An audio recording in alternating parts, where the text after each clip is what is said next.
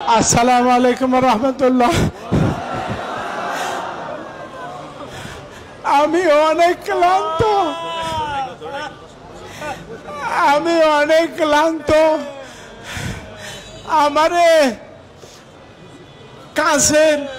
কাছের বোতলে পানি ভরিয়া আমার দুই রানে দুই ডানা মারতে মারতে আমার সব ব্যথায় পয়সা হয়েছে।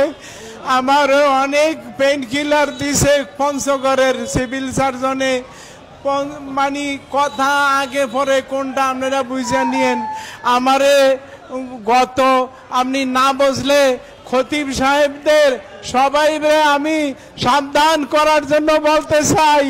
আপনারা সবাই খোতাবা আইম্মা এবং ওলামা মানে সর্বস্তরের দিনের খেদমতে যারা আছেন আপনাদেরকে আমি সতর্ক করতে চাই। আপনারা সবাই সতর্ক থাকবেন। কাকে কোনখান দিয়া কবে কে কিভাবে কি করে এটা আপনারা জোকের কাজ থেকে কৃষক যেরকম সতর্ক থাকতে হয় আপনার এরকম থাকতে হবে। আর নইলে আমি কোন বাংলাদেশের সকল ইসলামী দলকে আমি ভালোবাসি, কিন্তু আমি কোন রকমের রাজনৈতিক দলের সদস্য না। আমার একটা দল আছে, ওই দলটার নাম হইল উলাইকা হিজবুল্লাহ। আল্লাহর দল ছাড়া আমার দল নাই। ইসলাম নিয়া যে যদ্দুর খেদমত করে আমি তাকে তদ্দুর ভালোবাসি। তবে সুদ ঘুষ মদ জুয়া জেনা ব্যভিচার জুলুম এগুলির ব্যাপারে এই ৪৫ বছরের ইমামতির জীবনে সোচ্চার ছিলাম।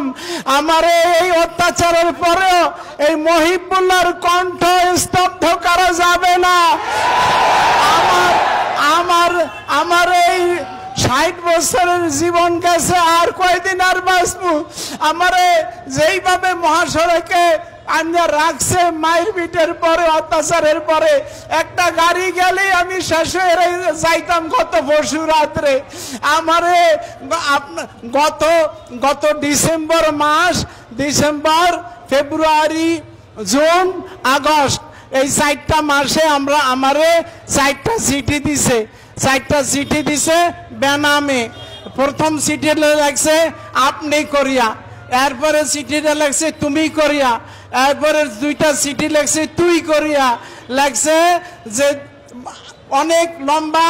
তো আপনারা সংক্ষেপে যে কটা মনে আছে ওই কটা বলি। ১ নম্বরে লাগছে, আপনারা সবাই টার্গেটে আছেন। ইমাম সাহেবেরা খতিব আইম্মা ওলামা ঘুমাইয়েন না। আমি বুড়া মানুষ, আমাকে এইভাবে টার্গেট করছে। আমি আর কোন কাজে লাগি? বুড়া মানুষ কতদূর পারি? একটু দৌড়েই তো পারি না। আমি ব্রেন টিউমার অপারেশনের রুগী, কিডনি অপারেশনের রুগী, দুর্বল। আমাকে যেইভাবে টার্গেট করছে আপনারা কেউ মুক্ত না। আপনারা খেয়াল করেন, লাগছে যে ১ নম্বরের দাবি না, এটা আদেশ করছে তুই এবং আমার কমিটির সেক্রেটারি ক্যাশিয়ার সহ সবের লাগছে যে তোরা তোর খতিবেরে বলিয়া দে, এবং আমাকে লাগছে খতিব তুই। ১ নম্বরের আদেশ হইল অখণ্ড। আপনারা খুব কান খুলে শোনেন, মনে রাখতে চেষ্টা করবেন পয়েন্টগুলি। অখণ্ড ভারত মাতার পক্ষে কথা বলতে হবে। কারণ পূর্ববঙ্গে বাংলাদেশ স্বীকারই করে নাই, লাগছে পূর্ববঙ্গের ভারত ছাড়া আপন কেউ নাই। এই ১। ২ নম্বরে লেখছে ইস্কনের চিন্ময় কৃষ্ণ মহাপ্রভুর জামিনের ব্যাপারে তুই মিম্বরে বসিয়া কৌশলে কথা বলবি। কৌশলে এক পক্ষে আমার কথা কইতে হইবে। আবার আদেশ করছে কৌশলে কথা বলবি, এবং বলবি তাকে আটকে রাখা ঠিক হচ্ছে না, এইভাবে তুই কথা বলবি। ৩ নম্বরে লেখছে বাংলাদেশের সকল ধর্মভিত্তিক দল বিএনপি এবং এনসিপির বিরুদ্ধে কৌশলে কথা বলবি। আরো লেখছে এনসিপি পূর্ববঙ্গের সবচেয়ে বড় শত্রু।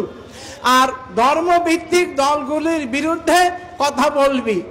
4 নম্বরে লেখছে মুসলমান মেয়েরা হিন্দু ছেলেদের সাথে প্রেম করতে কোনো বাধা নাই।